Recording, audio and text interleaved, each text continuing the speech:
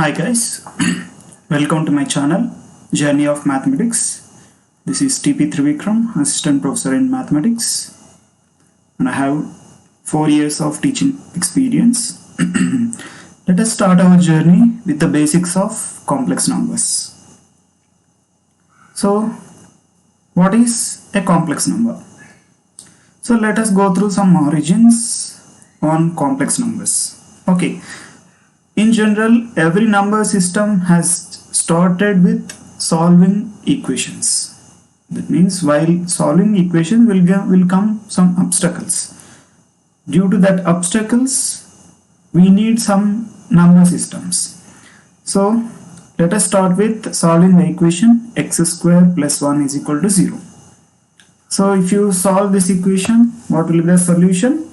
X is equal to implies let us solve it.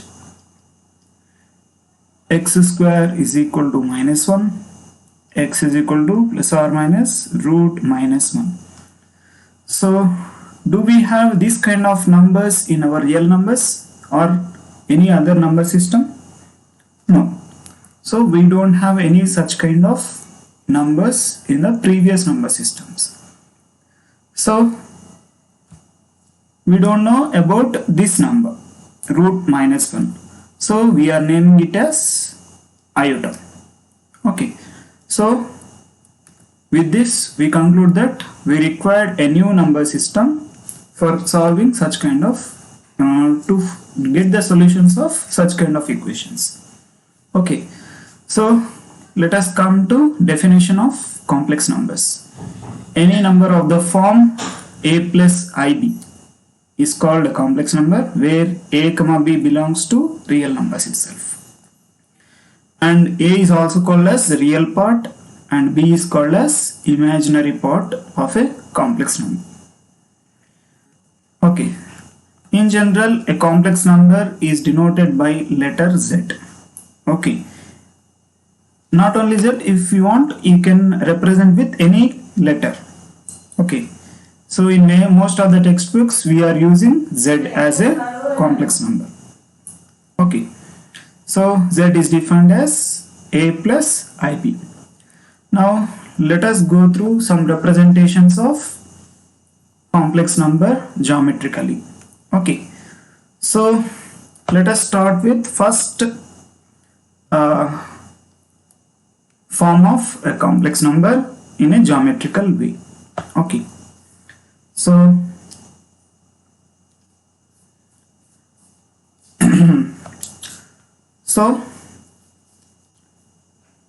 for real numbers, how will you represent real number in a geometrical manner? So in general we represent real numbers through a straight line. Okay, so middle 0, right side 1, 2, 3, left side minus 1, minus 2 and minus 3. Okay, so if you want to represent 1 by 2, where it will come? Exactly at the middle. Okay, 3 by 4, somewhere between 0.5 to 1.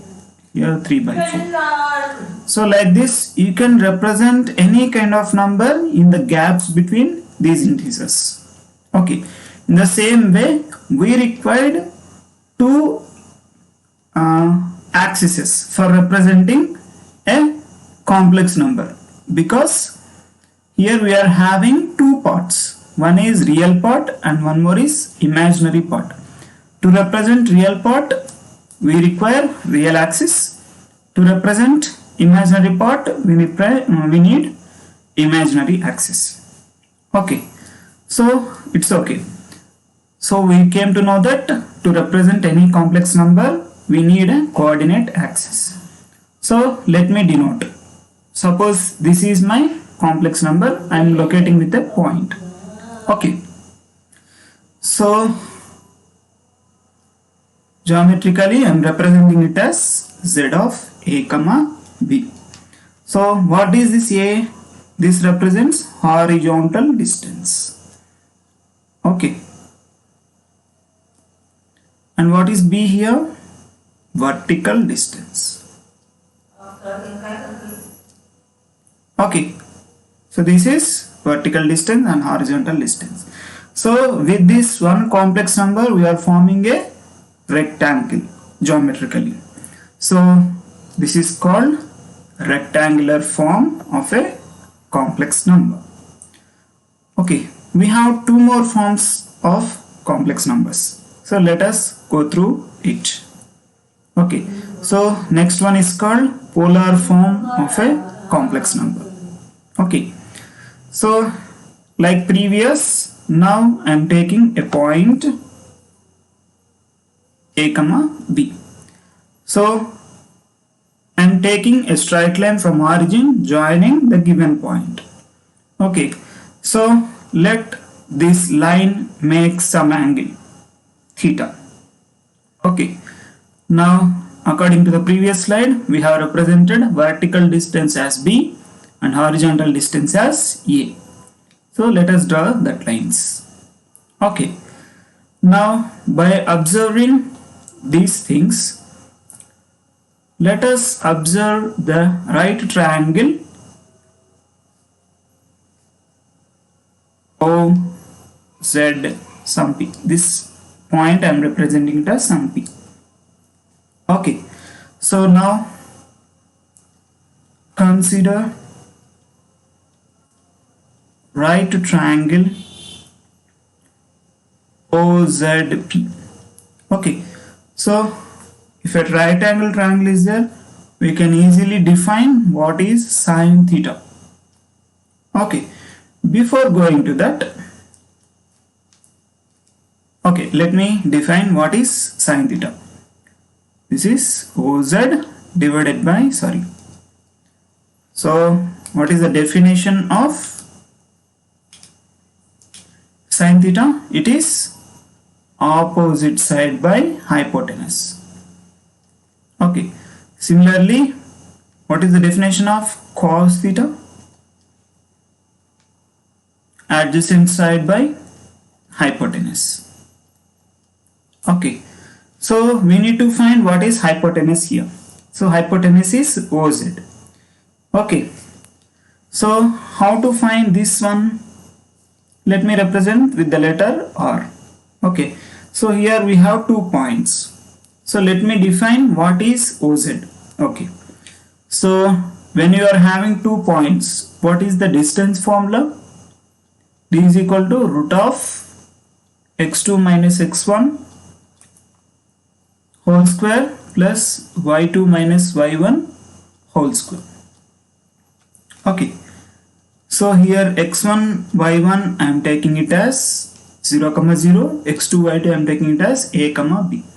So you'll get a minus 0 whole square plus b minus 0 whole square.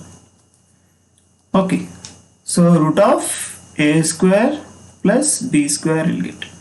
So this is the distance. We have represented this distance as r. Okay, so r is also called as modulus of z. Okay, the distance from origin to any given point is called the modulus of that complex number. Okay, so from this we came to know that r is equal to modulus of z. Let us go in detail of modulus in the next lecture. So let us proceed with the sine theta and cos theta. Okay, so here sine theta is nothing but what is opposite side in this right angle triangle?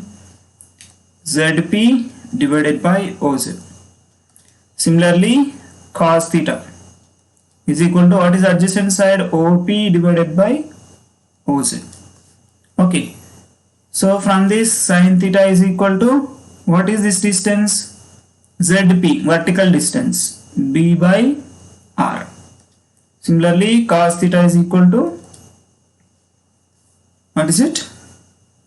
A by R. From this, can you define what is B? Or sine theta. Similarly, how can you define A? Or cos theta. Okay, but our definition of a complex number is A plus IB. So this is nothing but, we can represent it as R cos theta plus I into R sin theta. Okay, so finally the polar form of a complex number is defined as Z is equal to R into cos theta plus I sin theta. So or we came to know that it is modulus of Z. Modulus of Z into cos theta plus I sin theta. So finally we have arrived the destination, that is polar form of a complex number is defined as modulus of Z into cos theta plus I sin theta. Okay, so let us go for one more form of a complex number.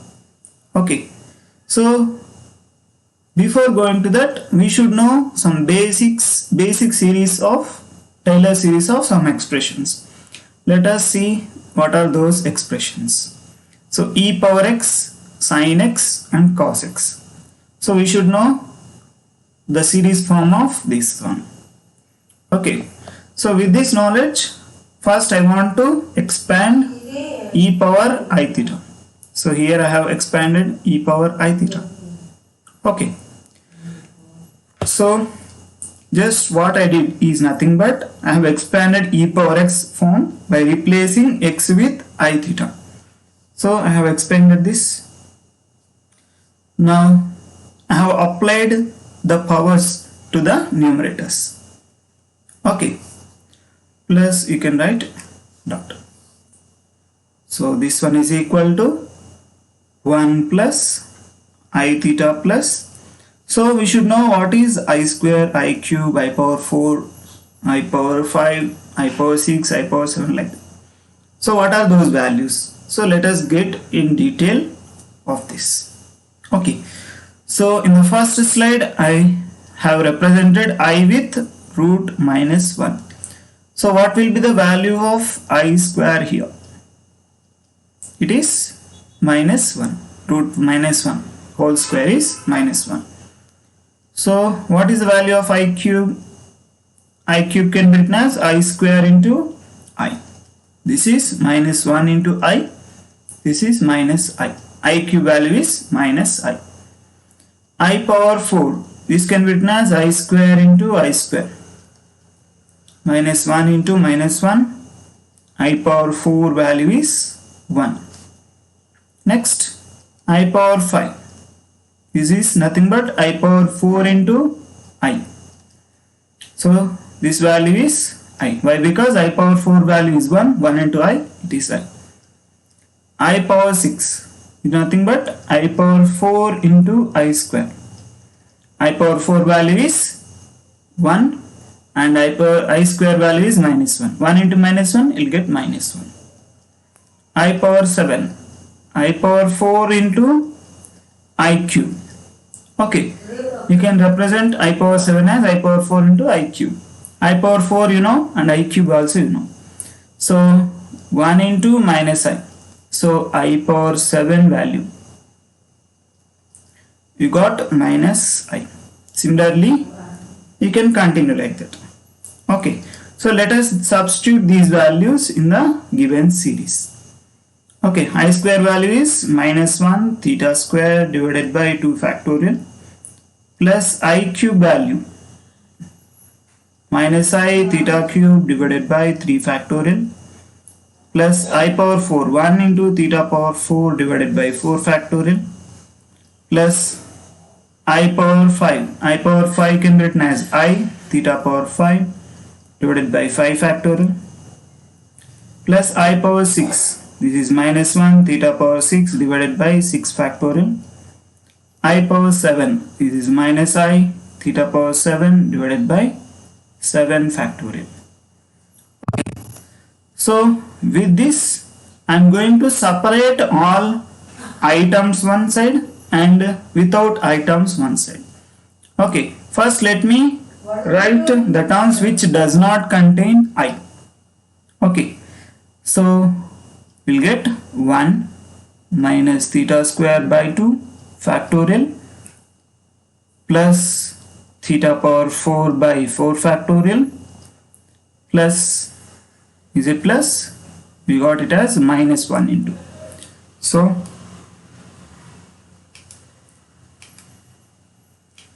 let me erase it. Minus theta power 6 divided by 6 factorial, and this will continue. Similarly, the terms which contain I, so plus I into, what are the remaining terms? First term is theta minus theta cube divided by 3 factorial plus theta power 5 divided by 5 factorial plus theta power, is it plus? Again minus 1. Let me erase it. Minus theta power 6 divided by 6 factorial. Is it 6? No. Is it 7? 7 factorial plus and so on. Okay. So if you observe this series, I am naming it as 1, 2 and 3. Okay. If you observe equation 3, so this is the series for cos x. So the series is in terms of theta. So I'll get cos theta. So this was equal to cos theta plus, what is the second series? So it is equal to equation 2. So it is of the form equation 2 in terms of theta. This can be written as sin theta. Okay. So I sin theta. We got I into this. Okay. So what is this value? What we have find actually? The series of e power I theta. So e power I theta, you got cos theta plus I sin theta. But what is the polar form? It is modulus z into cos theta plus I sin theta. Correct or not? From the previous slide. Okay. So modulus z into cos theta plus I sin theta. This can be written as e power I theta. So finally we have arrived the exponential form of a complex number. Okay. So z is equal to modulus z e power I theta. So this is one more form of a complex number. So total we are having 3 forms of a complex number. One is rectangular form, next polar form and exponential form. So thank you for watching this video, and please like, comment, subscribe and share my video to your friends, and please do the comment of your interested topics so that I can make videos on your interested topics. Thank you, and follow my YouTube channel.